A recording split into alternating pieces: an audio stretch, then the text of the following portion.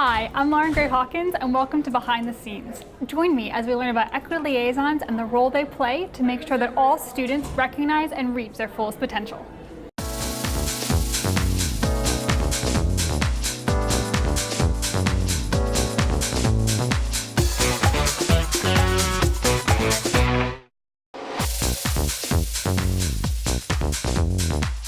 The equity liaison is to create an atmosphere for kids to feel that they belong to the school. Those kids that are likely to fail academically, to make it more inclusive for them. So to me, it's very much like sports. It's very much like a coach. And what I've been attuned to for the last 15, 20 years, like when I played, is a coach is encouraging, your teammates are encouraging. When things don't go well, they encourage you. When things go well, they encourage you. So to me, it's a natural fit. So there's always the group of kids, well, not necessarily a group of kids, but there's always kids that need someone else to lean on and need extra help. And it's hard sometimes to go to a teacher.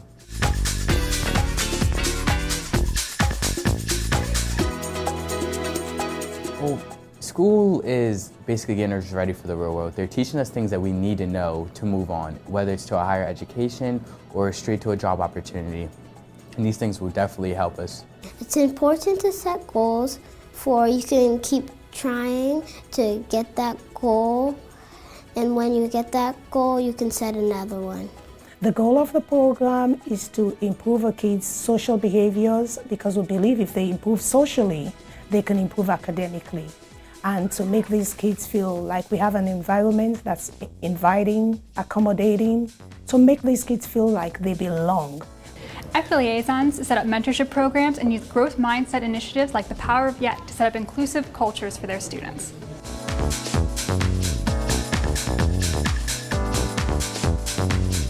Growth mindset is you can stretch your brain and you can learn more for your brain can get stronger and you can believe that you can do it and that you can always keep learning. There's room for success. There's room for growth. You are not there yet, but you can get there. And I think that ties in with the role of the equity liaison as well, where we foster in these kids that everybody can get there. Some people get there earlier, some people get there later, but yet you can get there. The Power of Yet means you don't say you can't do it, you say you can't do it yet. Our Yet t-shirts are growth mindset t-shirts. So we want to let students know changing the way they think about what they can do. That if they say, I'm not good at math, I just can't do it yet. You will be able to do it. You will learn. You just have to work at it and not to just shut down, but to keep trying and persevere. My goal is so when I can ride my bike, I can't ride my bike yet, but someday I will. I'm a Northeast alum, graduated in 1983. No, just kidding. 1983. And I went from here to the University of Maryland on a football scholarship. So I played 4 years at the University of Maryland and was drafted by the Kansas City Chiefs. So what I try to do is leverage my athletic background to get their attention and then talk to them about what it takes to be successful. And of course, one of the first things you say is hard work, having a vision, having goals, and having a support system around you. I think for me, after we talk, like I said, it puts me in a positive mindset and definitely makes me feel better that there's other kids that have the same problems as me and I can relate to them a lot more than I can relate to most of my teachers. This month, we're taking a trip to the White House. We're going to work on soft skills and being able, for job interviews and everything, just everything that a young adult might need to, exceed in this world. You can see the smile on my face when I talk about my school. Our school has a very, very, very good environment. It has a good climate. As a visitor, when you get to a school, you can feel the energy. There's a positive energy in the school. It has a very good climate. We do a lot of collaborative planning. We do a lot of collaborative work. It's a very good school. And now I think the belief is getting through to the community that these are students that now believe in themselves and can go on to do other things, whether it be vocational school or apprenticeships or college. So I think it definitely has impacted the community and the way the community looks at our school. If we can get everyone involved, everyone can feel like a family. Everyone can feel welcome when they come to school. We don't have to worry about anyone feeling neglected or shunned because they don't do certain things. We want everyone to feel welcomed.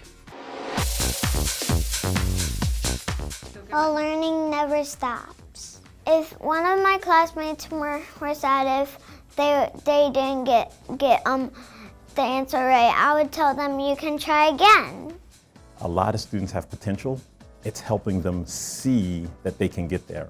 And that's essentially what I'll be doing in a couple of minutes when I meet with the students, the Classic Men's Group. It's helping them see that you're in 10th grade. What's your path? Is your path college? Is your path professional career? You know, whatever it is, let us help you get there.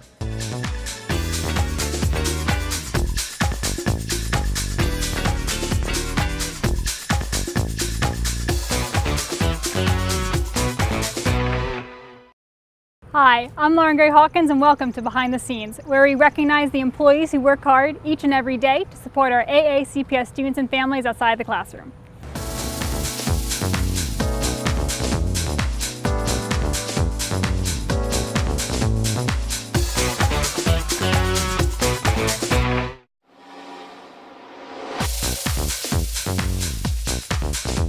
I wish that people knew that it's not just, easy, because anybody's job, it's not just what you see on the outside. They do prepare the food, they do things like that. And I want them, I would like people to see that they work hard to, feed us every day. I think it's funny because as a child, I always thought about the cafeteria lady, and that's not always the case. Sometimes the cafeteria manager is a man in a suit in the background, and that's been kind of a neat experience because that job is not just something of passing a tray across the counter. They're constantly managing money and people and resources. I think people just think, oh, they're just giving us lunch, but really they work really hard for us.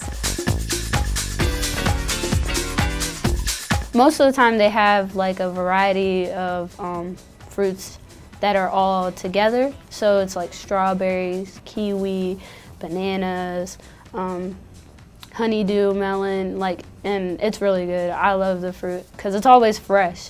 I like the taste of the Rainbow program because you get to try all different kinds of foods that are different colors, like tomato, you get to try onions, you get to try cucumbers, carrots, all kinds of stuff. I see quite a few choices, and over the years, as my 10th year in Anne Arundel County, I've seen a lot more choice, which includes a lot more color on the plates, a lot more healthy choice. And also I've heard the kids say to themselves that, the lunches have become more varied, and they do appreciate that. And I think that kind of appreciation is what we're talking about, is they're getting to recognize that they are making decisions based on their health first. I like it when they have Brussels sprouts, and I like it when they have the pizza or the tacos. And it is very good because Brussels sprouts are very healthy, and sometimes they do have baby carrots, and that's good for you because it gives you a better eyesight.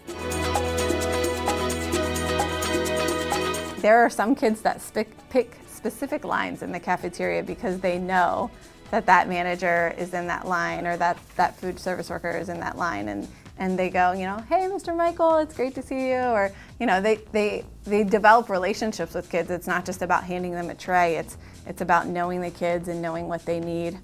Sometimes it's food, but also sometimes it's a conversation, and I think that there are very specific ones that do that on a regular basis. Well, I just say hi to them, and then whenever I pass them, I say, I'll see you next time I buy lunch. They greet you and they talk to you, and the more you go on the line, the more they get to know you, the more fun they get. I actually enjoy buying lunch here. The people that work in the cafeteria, I go to the same line every day, so the lunch lady that I go to, she's very nice, and she never minds anything that you want.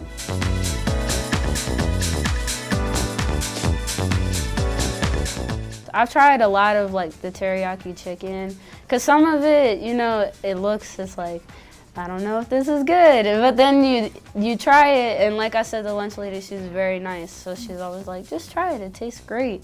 And so I try it because I don't mind trying new things.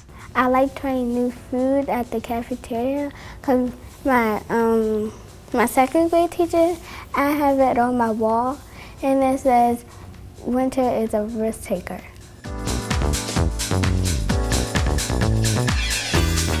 Some lunch ladies ask about our day, like, are you okay? Because if they see a sad face, they're like, oh, do you need some help? Or they try to, like, if you ask for extra fries, sometimes they give you the extra fries. So they're important to the whole school because they bring the atmosphere around of a better day because they're just ready to serve us and they're ready to do their job in a helpful way.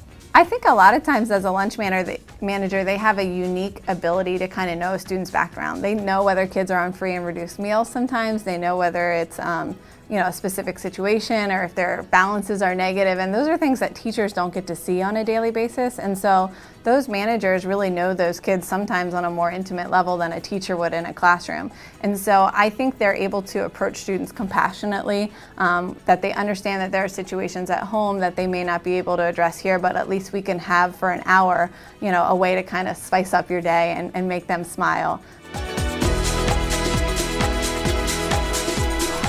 I think it's just great that their domain is not the cafeteria. Like, they are really all throughout the building on a regular basis delivering food to classrooms. They're in the bus lot with me smiling every morning. Sometimes they're on the radio before I am talking about a situation that, you know, needs to be addressed or something great that's happening. And I just think it's great that they are not just behind a counter. I really feel like our managers have been out and about addressing needs on a regular basis, and just another smiling face, a relatable face in the school building. I think they have an impact to the, you know, community because, like I said, they offer lunches and breakfast during the summer, which is actually free to the community. And I think that's great because they don't mind feeding people that would need it, you know? I remember one day the kids were saying, you know, we've never seen this before. And that's what you hear a lot of times is that I think, you know, that's impactful to show how much good the school does is by providing these things. You know, vegetables such as, you know, tomatoes, lettuce for salad, even yams. So, I mean, it was very, you know, milk, corn, you had plenty of choices, and I think that was, you know, again, really affecting what they would ask for at home because they never had it before. Now that they've had it at school, it kind of, you know, expands their horizon of what's possible in the grocery store. I wish that they knew that they're actually here to help instead of them just being lunch ladies and serve. I want them to know that they're not just here to just give you your food and be done with their day. They're here to actually help and make lunch a better, brighter day of your day in school. So I want them to know that. If you never tried school lunch, you should try it because it's very good and nutritious, and you can try new things. Like if you never tried like pickles, they will serve you pickles and you'll try it and you'll see that's really good.